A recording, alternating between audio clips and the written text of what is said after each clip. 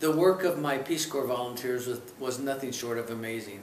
Oftentimes they were trained in a particular area, but they got to the village and learned that they couldn't really get their work done in that area, or they had to be flexible enough to do that job and create one or two others, or to figure out how to be more effective in their roles.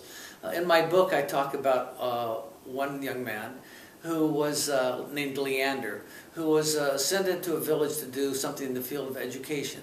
But Leander ended up working with an orphanage. It was a rural orphanage, and it was hardly an orphanage. I mean, it was just sort of a country home that had been expanded, and they had 19 young orphans there, most of them ranging from 2 or 3 years old up to the young teens.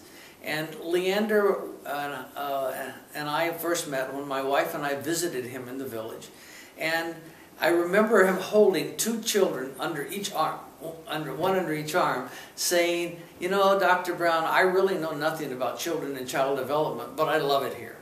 And it turned out that innately he knew a lot about children and child development. He had set up a program there with the head of the orphanage, who was only part-time herself, and she had only one employee, a 19-year-old Ugandan girl. Set up a program to create community gardens so that the children could have fresh vegetables, so that they could have more to eat, so that they didn't have to go outside of their community to try to purchase food. But he had organized the children to create these community gardens and to take care of them. So they were learning agriculture at the same time that they were being cared for. So it was economics, it was health, and it was agriculture that he was working on.